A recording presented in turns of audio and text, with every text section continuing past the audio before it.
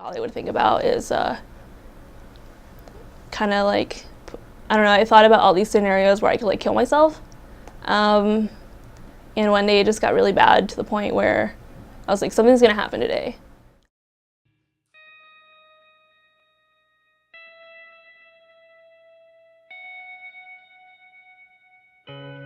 There's a variety of things that can cause depression, but some commonalities among college students are, one, the adjustment to college life. So oftentimes when students come to college, they are experiencing a change, and change can be really difficult. And so learning to manage that adjustment and transition to life here can be one cause. Additionally, changes to daily functioning. So any changes to sleep patterns, eating patterns, exercise patterns, our ability to function within relationships, functioning academically, any of these types of changes can impact the development of depressive symptoms. So for example, let's say a relationship ends, that could be a trigger to then begin to experience some symptoms. Cass Rosales is just one person of the approximately 30% of college students who are severely depressed, according to the National Institute of Mental Health. But although she knows she's not alone in her struggle against depression on campus, she often feels that way.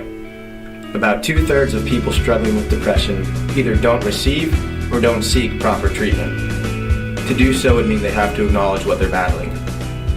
I concluded a long time ago that insanity, which is what people think of when they think of mental illness, it's scarier than death.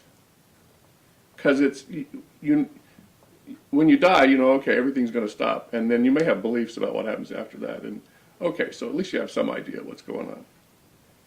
Mental illness, you have no clue what that is. You just know it's very bad for you. It would ruin your life. You can maybe go out and kill people or whatever. And so nobody wants to think about it. Nobody wants to talk about it.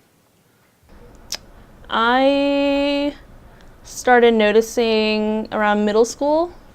I just thought I was like in my angsty emo phase by the music I was listening to and like the friends I was hanging out with. But I started self-harming, and that carried on to my freshman year of high school. And I'd always blame it on like soccer or volleyball or art, or I guess it depended on like what I used to harm myself. I used razor blades, anything sharp really. I used erasers, like eraser burns. So I usually blame that on like the turf, or just, I don't know, I hit it really well. And my parents found out, so they didn't send me, but they got me help, I guess. I saw a therapist for a while, and I was under medication, so for a little bit. So part of it is still, I don't know anything about it, and it's scary. That's part of it. Of the 2/3 of people that are not getting treatment, the vast majority of those people don't know that they have an illness. Okay, so public education would make that a lot better for a lot of people. If you had an illness, you would be able to find out probably and get treatment. That's a big thing. There's also the problem of, since the mental health system is so grossly underfunded, and the quality's not very good, and you have to wait for all this stuff, and you are put on these medications maybe that aren't right, and they give you terrible side effects. In other words, you're not getting any help.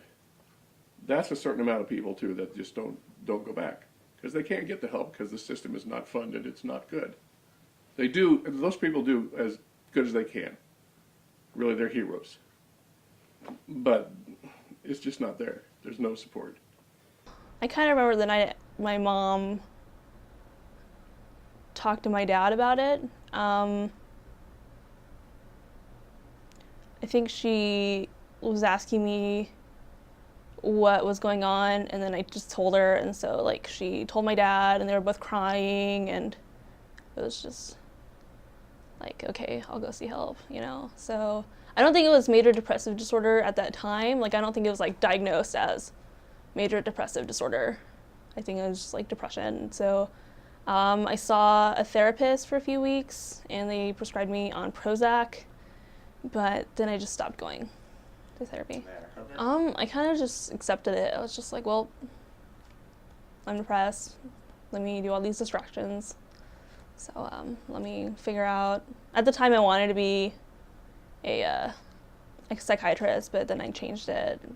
So I was just like, oh, well, endorphins. Let me run more. Let me play soccer, volleyball, tennis. Let me do all these things and distract myself. So I would always try to distract myself from the depression, and then when I would realize it would just like come crashing towards me. Then so I would try something else to take my mind off it. Because if I think about it, I get really emotional, and it's just awful. When the distractions don't work, there's another place KU students can go for help. The Counseling and Psychological Services does its best to afford the greatest possible care to KU students while still adhering to financial realities. So we have a multidisciplinary staff, which means we have several different types of professionals working here. We have licensed social workers, licensed psychologists, and licensed psychiatrists. So the licensed psychiatrist would be able to write prescriptions for medication. And so in terms of the doctor's office, from that vantage, in terms of getting a prescription, that's a possibility.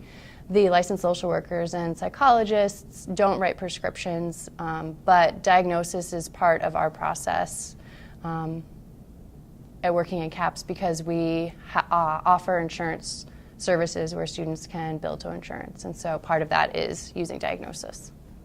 As I said, I'm Hispanic, and it's kind of like in our culture, we just don't talk about that kind of stuff. So if it is in my family, I don't really know if it's genetic, because it can be genetic. But I don't know if there was any, looking back, I can't remember any real triggers. I mean, my household wasn't like the best. You know, I'm the middle child, and my brother's kind of a screw up, but I'm always the one to blame. So I guess that kind of sucked. So CAPS offers both individual and group therapy services. So students would be able to come in and have an initial assessment where they talk with someone about what's going on in their life and what's bringing them in. And from that point, a decision would be made about pursuing individual or group therapy treatment, sometimes both. Additionally, we also have triage services, which means that if a student needs to be seen that day, they can be seen that day, and decisions are made accordingly in terms of follow-up treatment, and sometimes that results in transitioning into individual services, and sometimes that results to identifying other offices that might also be able to help with whatever's bringing the client in. Let's see. It happened in November. It was just like my lowest point. Like all I would think about is kind of like, I don't know, I thought about all these scenarios where I could like kill myself. And one day it just got really bad to the point where I was like, something's gonna happen today. So I went to the mental health place here at the Watkins, and they couldn't see me until next week, and I was just like freaking out. I had a panic attack in my car. I called my mom, and I was like, something's gonna happen today, so I don't know what's gonna happen, but if I don't get help today, if I don't talk to someone today, something's gonna happen.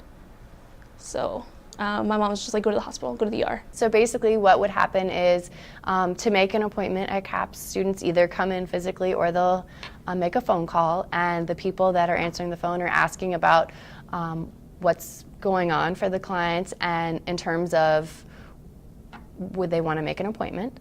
And at that point they ask questions about what they're experiencing at that moment, and if it's something that they are able to wait until whatever day the next available appointment is an option, or if it's something that they feel like needs to be seen pretty immediately.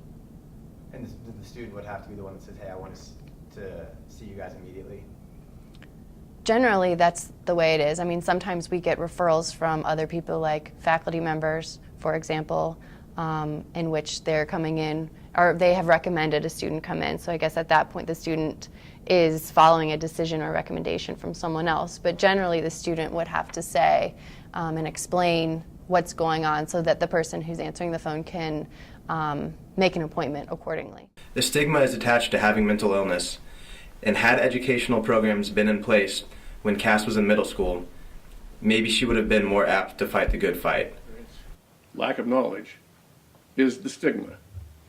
And until you can end the stigma, you can't make any changes and make things better. And the way to end stigma is in the ignorance. And when the ignorance goes, the fear goes. And then you get support. So public education to me is the way to do all that.